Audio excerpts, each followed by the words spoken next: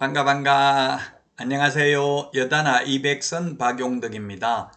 자, 이제 200문제 이번 시간이 마지막이네요. 이번 시간까지 200문제를 끝내고 나면 이제 다음 시간부터는 쪽집게 130문제를 가지고 여러분들 시험 볼 때까지, 시험 보기 전날까지 계속해서 찾아뵙도록 하겠습니다. 계속해서 여러분들 많은 시청 부탁드리고요. 구독, 좋아요, 알림 설정 해주시면 감사하겠습니다.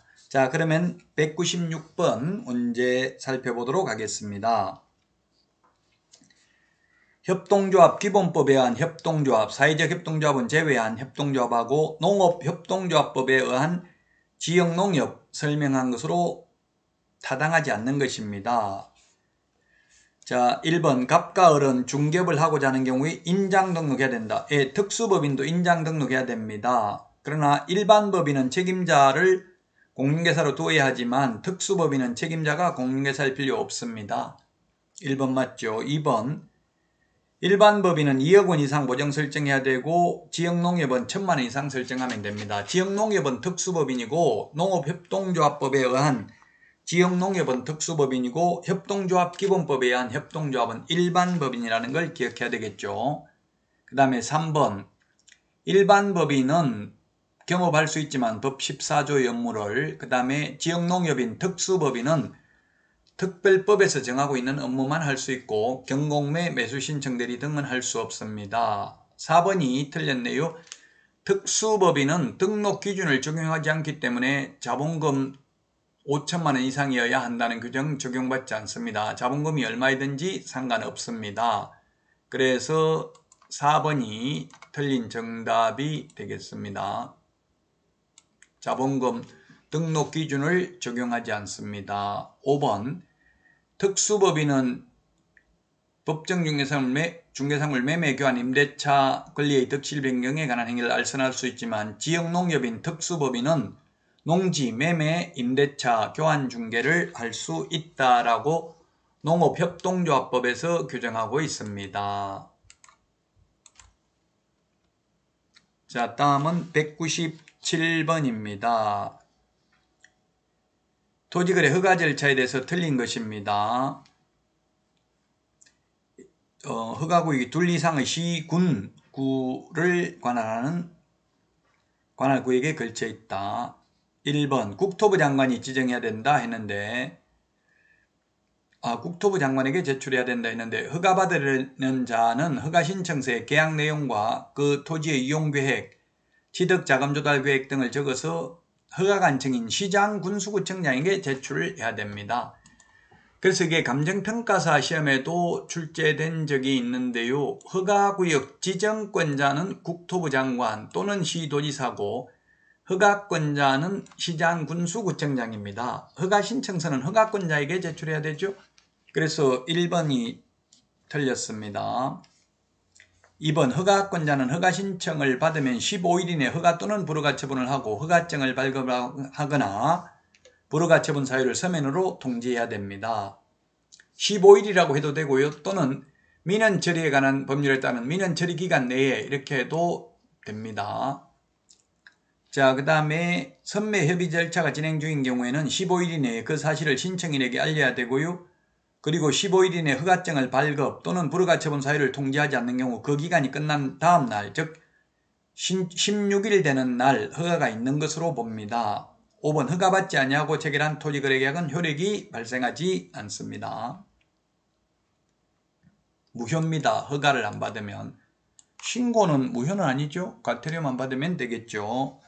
자, 198번 문제입니다. 서울특별시 소재하는 아파트에 대해서 2022년 9월 19일 갑의 저당권 채권 금액 1억이 설정되었고 2022년 9월 19일 전입신고를 하고 확정일자를 받지 않은 미등기 소액 임차인 을이 보증금 1억에 거주하고 있으며 2022년 9월 20일 병의 저당권 채권 금액 1억 원이 설정되어 있다. 이 아파트가 2억에 경매된 경우 틀린 것은 했는데 매각부동산 위의 모든 권리는 매각으로 소멸한다. 예, 그렇습니다. 저당권, 건저당권, 압류, 가압류, 담보가등기 다 소멸합니다. 건저당권, 저당권, 그 다음에 담보가등기, 압류, 가압류 5개는 무조건 소멸하고요. 그 다음에 유치권, 분묘규직권, 법정지상권은 무조건 인수됩니다. 물론 유치권은 경매 신청 기입 등기 전에 유치권을 취득해야 되고요. 그 다음에 이 무조건 인수되는 권리, 무조건 말소되는 권리 뺀 나머지 권리는 지상권, 지역권, 전세권, 임차권, 환매등기, 가처분 등기, 소유권 이전 청구권, 보전가 등기는 말소 기준 권리보다 선순이면 인수되고 말소 기준 권리보다 후순이면 말소됩니다. 자, 그래서 무조건 이거는 다 말소되는 거 맞네요. 왜냐하면 지금 전입신고가 9월 19일이기 때문에 전입신고하면 다음날 우선면제 효력이 생기지만 대항력이 생기지만 저당권은 당일날 생기기 때문에 임차권이 저당권보다 후순이기 때문에 다 말소되는 거 맞고요. 자, 그 다음에 갑은 1억 원 전액을 배당받을 수 있다 했는데요. 갑은 1억 전부 다 배당받을 수 있습니다. 지금 얼마에 매각됐어요? 2억에 매각됐잖아요. 2억에 매각됐으면 서울이니까 최우선 면제 1억 5천 이하인 경우 나누기 3을 해서 5천만 원까지 1억 5천이라도 5천만 원까지 1억이라도 5천만 원까지 5천만 원이라도 5천만 원 최우선 면제 받습니다. 그리고 나면 2순위 저당권 2순위가 저당권이죠. 저당권 1억 다 받고요. 그 다음에 3순위가 후순위 저당권 병 5천만 원 받습니다. 자, 그 다음에 3번 임차인은 배당 요구해야 배당받을 수 있습니다. 그리고 을은 최우선 면제만 5천만 원 받을 수 있습니다. 왜냐하면 등기를 안 했기 때문에 소액 임차인이죠. 확정일자도 안 받았으니까 확정일자 받았으면 1억 다 받겠죠. 자, 그 다음에 5번 병은 1억 원을 배당받을 수 있다. 병은 5천만 원밖에 못 받습니다.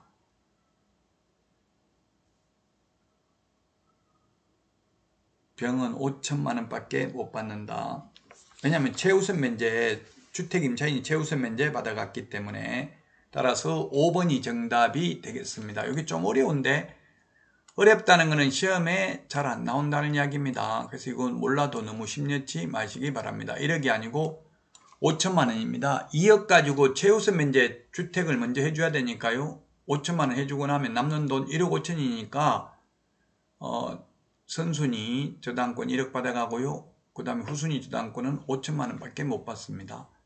정답은 5번이 되겠습니다. 자, 다음은 199번입니다. 부동산 거래 신고 등에 관한 법률 틀린 것인데 1번 보증금 6천만 원 초과하거나 월차임 30만 원 초과하는 주택임대차 계약을 체결한 경우에는 계약 체결일로부터 30일 이내 신고관청에 공동으로 신고해야 됩니다. 주택임대차보호법상 주택입니다. 주택법상 주택이 아니고요. 오피스텔도 주택임대차 신고해야 됩니다. 6천만 원 초과 또는 월차임 30만 원 초과입니다. 이상이 아니고 초과라는 점을 유의하셔야 됩니다. 6천만 원 초과 또는 30만 원 초과. 그래서 신고 안 하려고 보니까 제 지인은 월세 30만 원, 관리비 30만 원 이렇게 받는 경우도 있더라고요. 그러면 30만 원, 월차임이 30만 원 초과 안 됐으니까 신고 안 해도 되겠죠? 월차임 30만 원 초과 또는 보증금 6천만 원 초과입니다. 둘 중에 하나에 해당되면 신고해야 됩니다.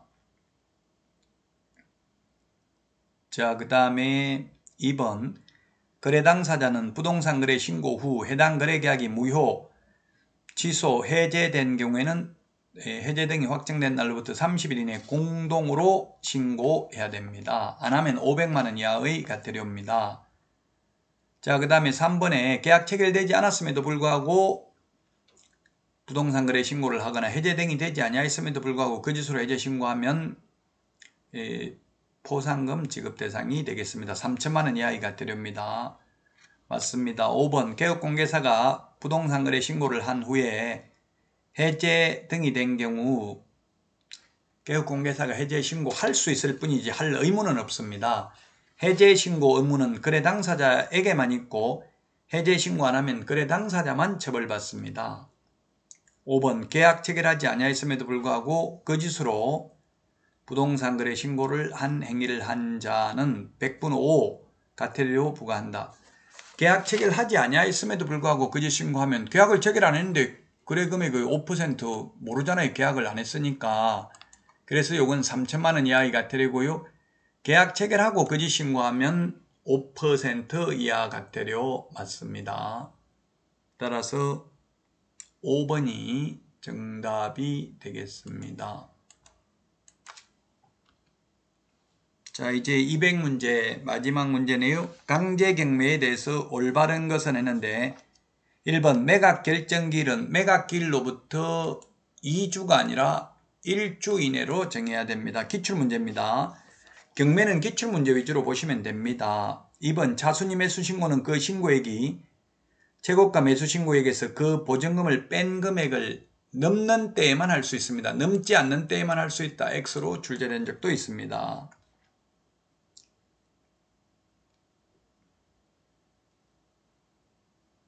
자, 그래서 1번 틀렸고요.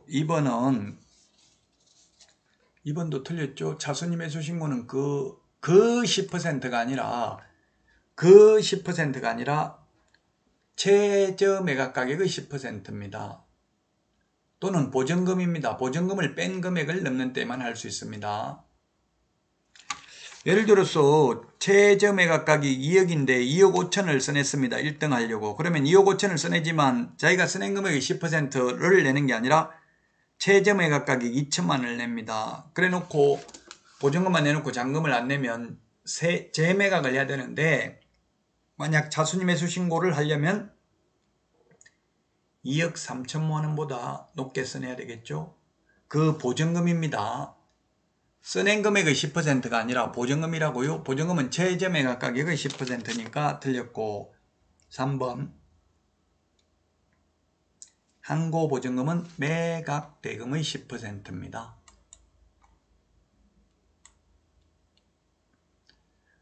시험에 가장 많이 나온 게 우리 암기 프린트 56번 10분의 1에 동그라미 3번에 있는데요. 동그라미 1번 매수 보증금은 최저 매각 가격의 10분의 1, 항고 보증금은 매각 대금의 10분의 1입니다.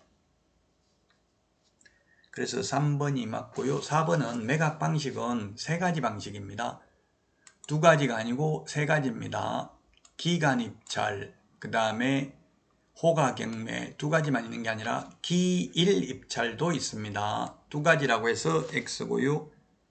자, 그 다음에 3번 허가할 매수가격의 신고가 없이 매각기일이 최종적으로 마감된 때에는 법원은 최저 매각가격의 저감 없이 새 매각기일을 정해야 된다 했는데 유찰되어서 새 매각을 할 때는 상당한 금액을 저감해야 됩니다. 경기도와 서울은 20%를 저감하고요. 인천 같은 데는 30%인데요. 지역별로 다릅니다. 그래서 법조문에는 상당한 금액을 저감한다고 되어 있습니다.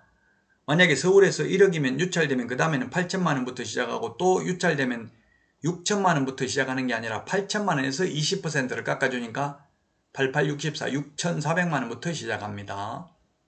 전차 매각 가격에서 20% 또는 30% 상당한 금액을 저감하고요. 유찰된 경우 매각 불허가 결정을 나가지고 새 매각할 때는 가격 깎아주지 않고요. 그 다음에 매각 잔대금을 내지 않아서 실시하는 재매각의 경우도 가격을 깎아주지 않습니다.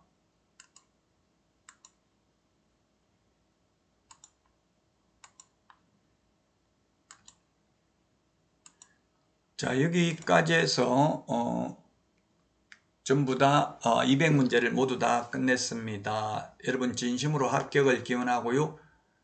또 내일부터 계속해서 130문제 쪽집게 문제로 찾아뵙도록 하겠습니다. 여러분들 계속해서 시청해 주시고요. 구독, 좋아요, 알림 설정해 주시면 감사하겠습니다. 다음 시간에 찾아뵙겠습니다. 안녕히 계십시오. 안녕.